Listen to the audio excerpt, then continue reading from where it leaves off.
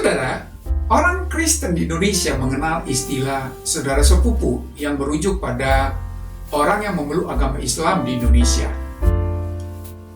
Hal ini mengacu kepada Ismail yang adalah leluhur dari pendiri agama Islam, sehingga setiap orang yang memeluk agama Islam dianggap menjadi keturunan Ismail.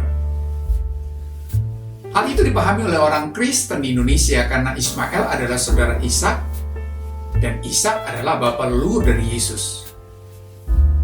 Betulkah demikian? Memang kita mengenal istilah anak perjanjian. Hal ini menunjuk kepada Ishak yang dijanjikan Allah bagi Abraham, di mana lewat anak ini akan menurunkan Mesias, yaitu Yesus Kristus.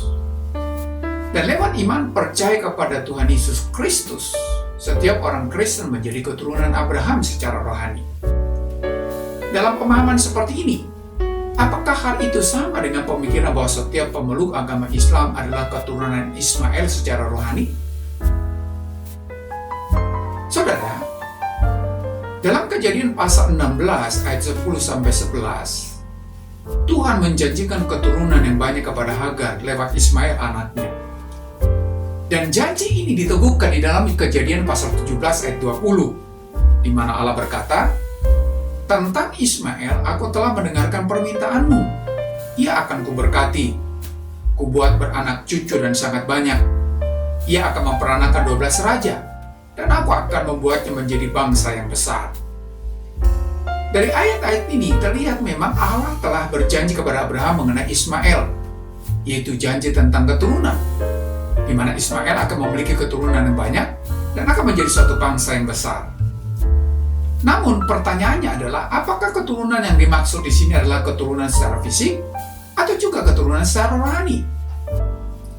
Dalam Kejadian 17 ayat yang ke-19, firman Tuhan berkata, "Tetapi Allah berfirman, tidak, melainkan istrimu Saralah yang akan melahirkan anak laki-laki bagimu, dan engkau akan menamai dia Ishak. Dan aku akan mengadakan perjanjianku dengan dia menjadi perjanjian yang kekal untuk keturunannya." Dan dalam ayat 21 Tuhan berfirman, "Tetapi perjanjianku akan kuadakan dengan Ishak." Di sini Allah mengikat perjanjian dengan Abraham yang akan memberikan anak yaitu Ishak kepadanya sebagai anak perjanjian. Di mana lewat Ishak, Allah akan menyatakan rencananya yang kekal yang mencakup seluruh dunia. Melalui Ishak, Allah telah menyiapkan suatu rencana besar yang puncaknya ada di dalam Yesus Kristus. Firman Tuhan berkata, "Adapun kepada Abraham diucapkan segala janji itu, dan kepada keturunannya."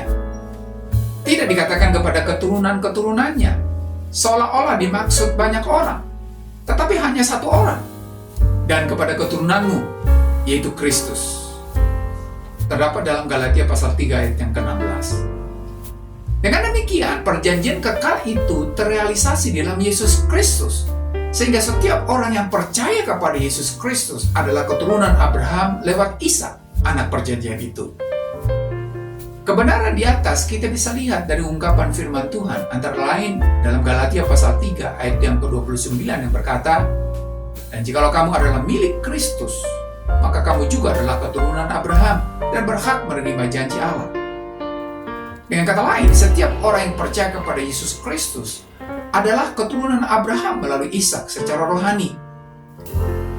Lebih jauh, Rasul Paulus mengatakan dalam Roma pasal 9 ayat yang ke-7, "Sebab tidak semua orang yang berasal dari Israel adalah orang Israel, dan juga tidak semua yang terhitung keturunan Abraham adalah anak Abraham." Artinya, bahwa keturunan Abraham bukan saja berasal dari benih Abraham secara jasmani, tetapi secara rohani juga. Dan dalam Roma pasal 9 ayat yang ke-8 berkata, "Sebab bukan anak-anak menurut daging adalah anak-anak Allah, tetapi anak-anak perjanjian yang disebut keturunan yang benar." Dengan demikian, setiap orang percaya yang adalah anak-anak Allah terhisap dengan perjanjian Allah terhadap Abraham melalui Ishak yang adalah anak perjanjian. Sehingga kita ini disebut keturunan Abraham lewat Ishak, karena percaya kepada Allah lewat Yesus Kristus. Dalam Galatia pasal 3 ayat 7 berkata, "Jadi kamu lihat bahwa mereka yang hidup dari iman, mereka itulah anak-anak Abraham." Dengan demikian, semua orang percaya adalah keturunan Abraham secara rohani. tidak memperhitungkan dari manakah asalnya secara jasmani.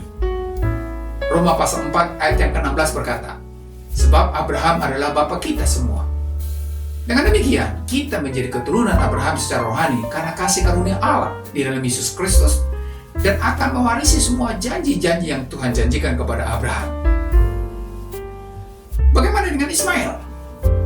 Dalam Kejadian pasal 17 ayat 21 berkata, tetapi perjanjianku akan kuadakan dengan Ishak.